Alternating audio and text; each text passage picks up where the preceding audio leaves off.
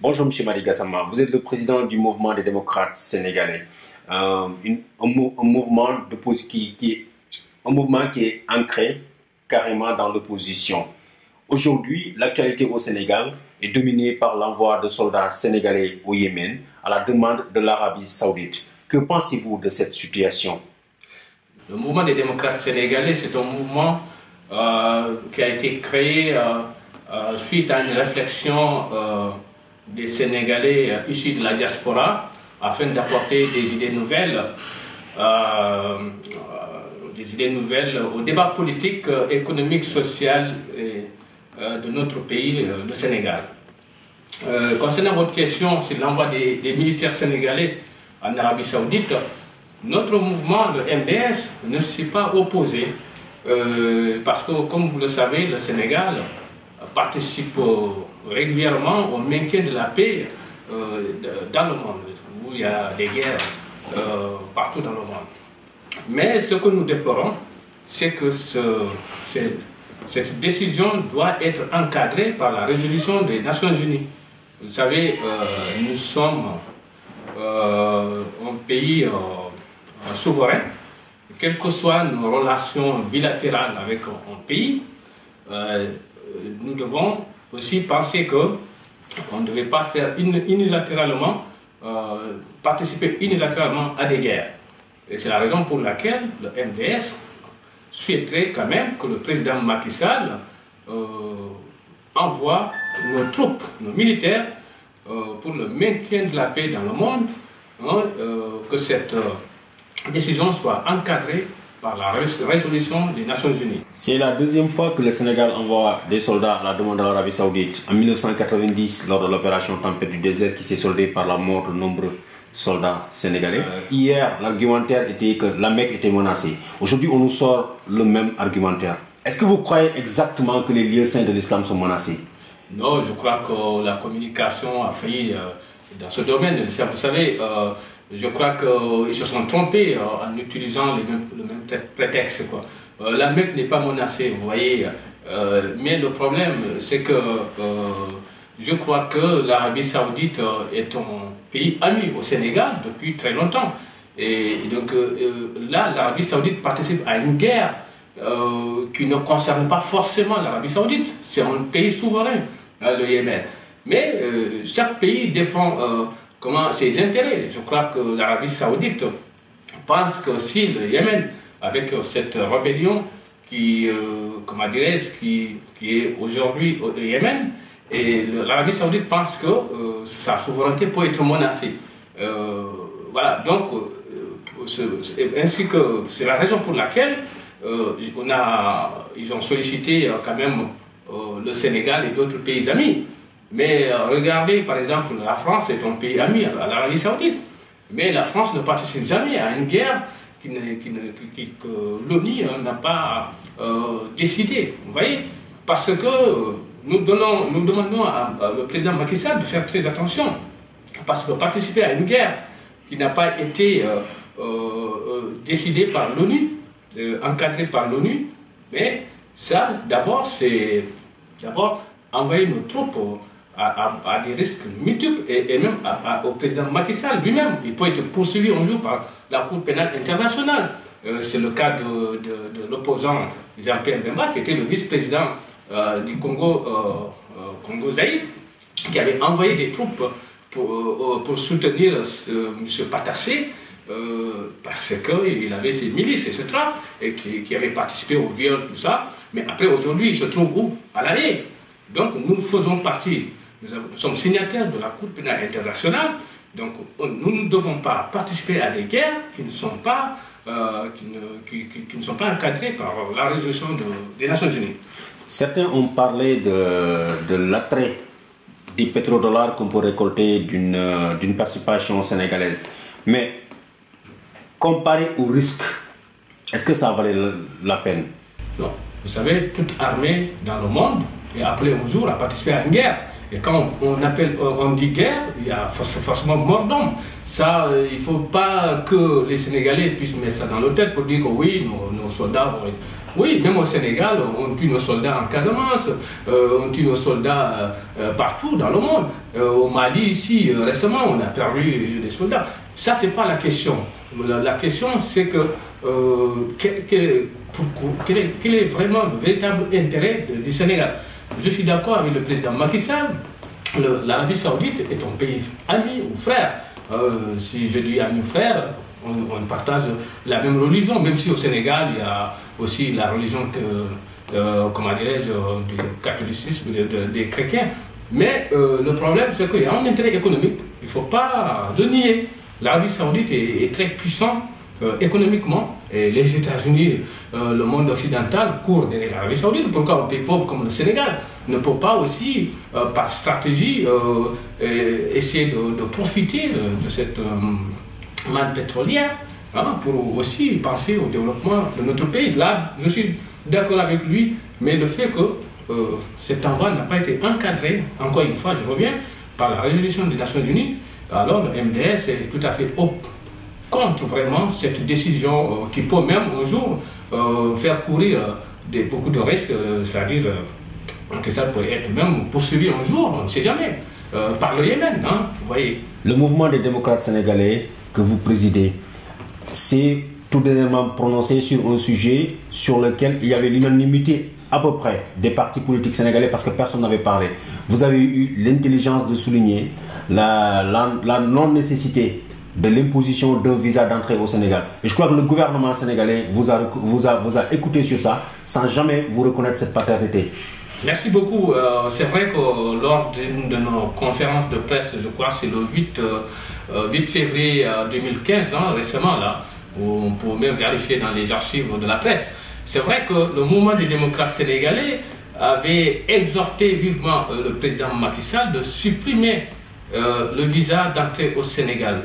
Parce que nous considérons que nous sommes un pays vraiment pauvre. Et nos infrastructures hôtelières, routières, dans tous les domaines, vraiment sont tellement dégradées. Hein, et comment se fait-il qu'on peut attirer les touristes chez nous, du moment où d'abord on ne s'est pas occupé comment dirais-je, à la construction des infrastructures modernes et puis en même temps faire comme la Tunisie, comme le Maroc, etc.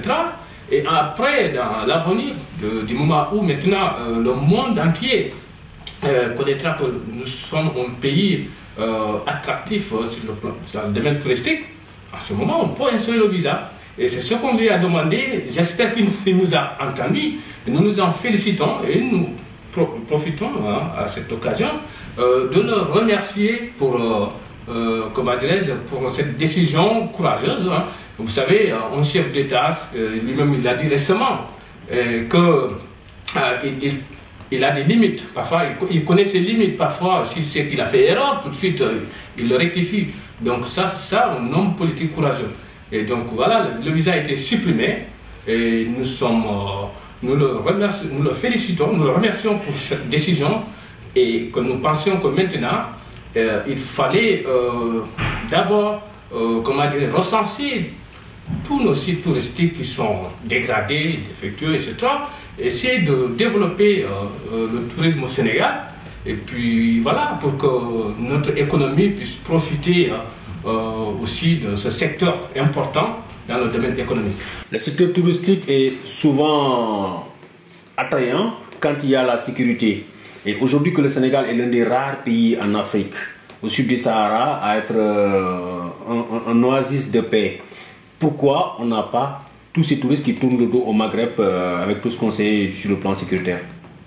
Exactement. Vous savez, le monde aujourd'hui, comment dirais-je, vraiment est dans l'incertitude de la sécurité. Le monde entier. On est partout où on se trouve dans ce monde, on n'est pas en sécurité. Même ici en France, on a vu les attentats un peu partout, ou bien les attentats qui sont déjoués par les renseignements généraux, par la force de police, les forces de police. Même au Sénégal aussi, il ne faut pas que qu'on se mette dans la tête toujours que oui, il y a la rébellion en Casamance, il y a l'insécurité. Non, mais si on pense à cela, on ne peut pas travailler. C'est vrai qu'il faut travailler avec toute notre énergie pour que la paix revienne dans cette partie du Sénégal, qui est vraiment une région très prospère. Mais il faut aussi penser à ce qu'on investisse franchement dans cette région, mais sinon la rébellion peut prendre le dessus.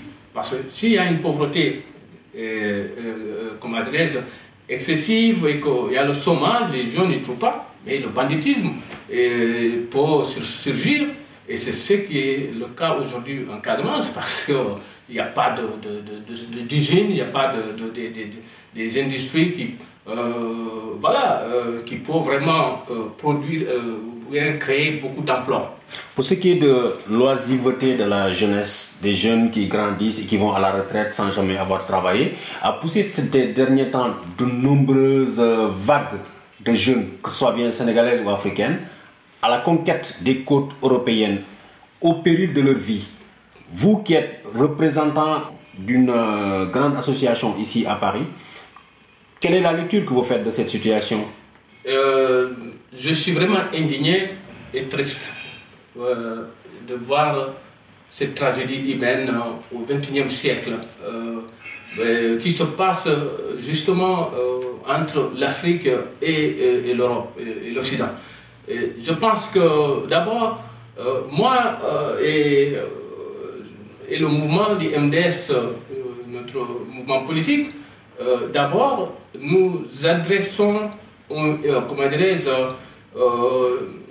adressons une critique sévère à l'endroit des chefs d'État africains. Parce que d'abord, ce ne sont pas les enfants de l'Occident, ce ne sont pas les enfants de la France, ce sont les enfants de l'Afrique.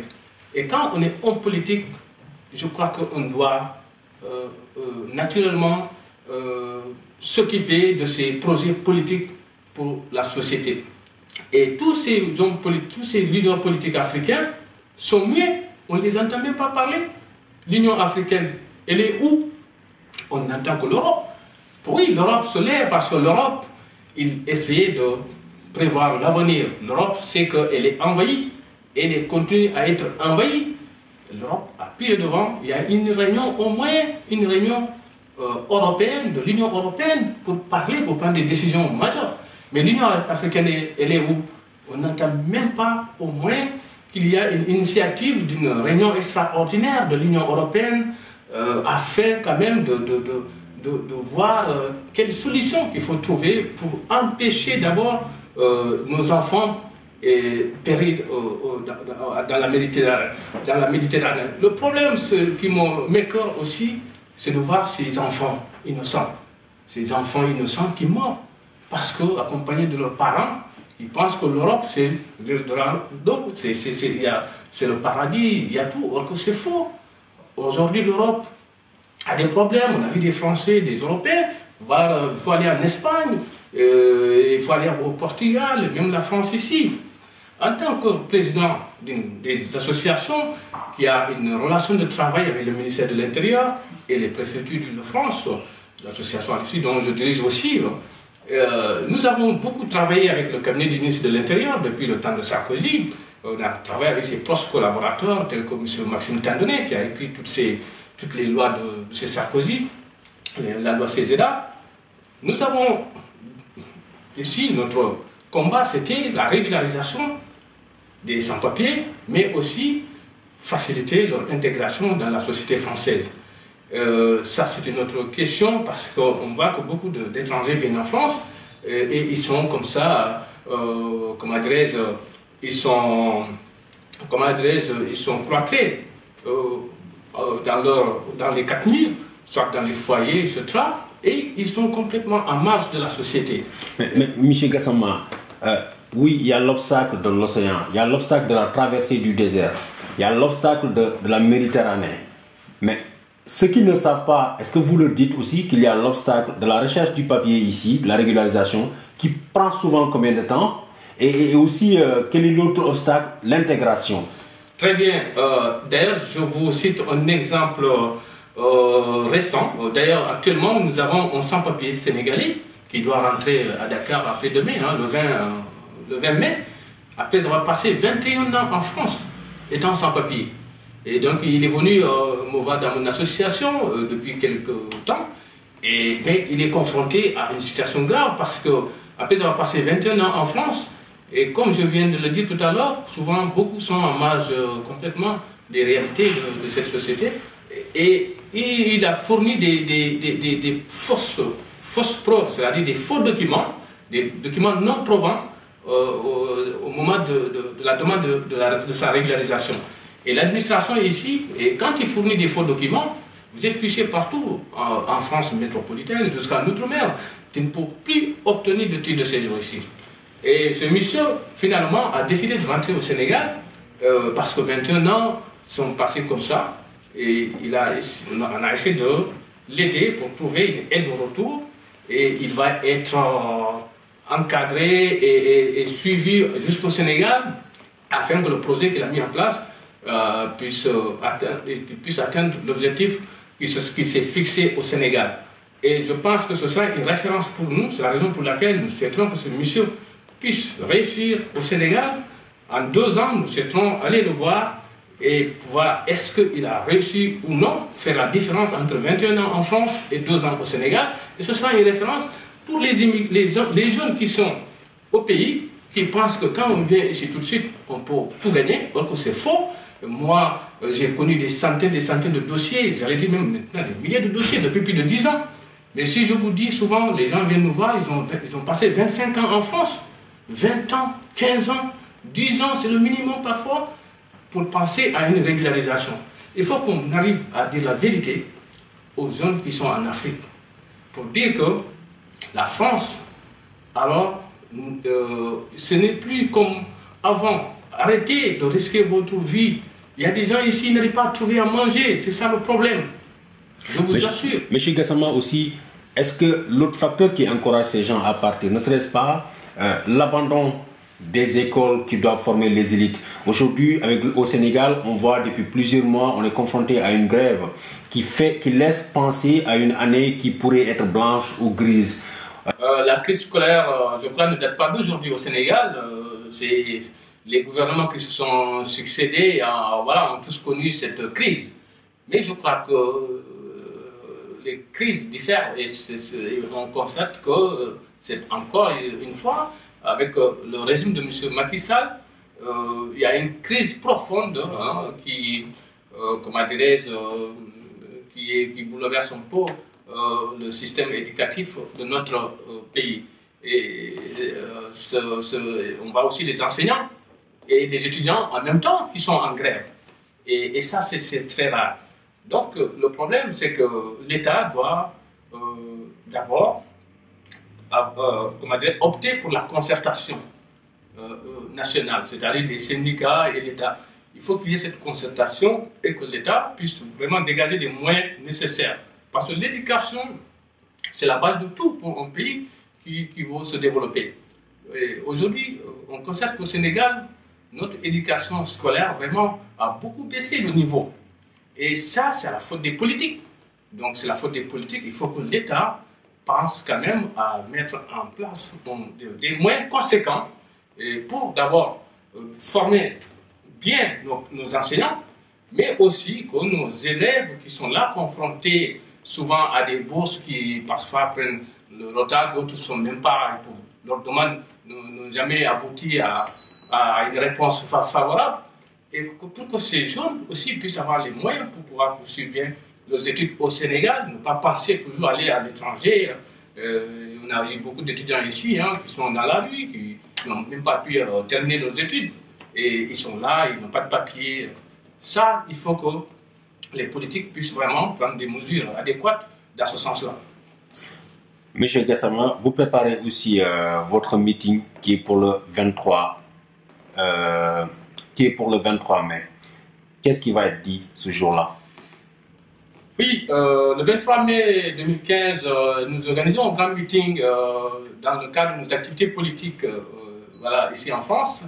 Et ce meeting, d'abord, je crois que nous allons, le discours qui va être prononcé, bon, je ne veux pas dévoiler le contenu bien avant le meeting, mais c'est qu'il faut qu'on essaie de s'adresser, on va s'adresser à nos concitoyens sénégalais pour dire que voilà un jeune mouvement qui vient d'être créé, qui va faire la politique, la politique autrement, une nouvelle politique, et avec des idées nouvelles. Donc on le dira avec sincérité et honnêteté. Et ceux qui nous connaissent ici en France, ils connaissent un peu notre parcours, ils savent que voilà, nous sommes des gens honnêtes et sincères. Et notre ambition, c'est qu'il faut que le Sénégal puisse se développer, que les jeunes qui pensent à risquer leur vie pour venir ici en Europe puissent trouver du travail sur place. Et que les personnes qui souhaitent, qui sont malades, qui veulent se soigner, puissent avoir les moyens de se soigner. Parce que c'est très important, la santé. Un pays qui est malade, où les gens sont malades, c'est un pays qui aura des problèmes énormes pour se développer. Et aussi, dire qu'ensemble, qu'on peut réussir. La politique a son temps et le travail aussi. Et que ce message, on le portera et puis on pense que nous serons bien écoutés parce que nous avons une ambition comme tout le monde pour le Sénégal et on lance un appel à tous les Sénégalais et tous les amis du Sénégal qui aiment vraiment le Sénégal de venir nombreux à nous écouter, assister à ce meeting du 23 mai 2015. Je vous remercie, monsieur. Je vous remercie.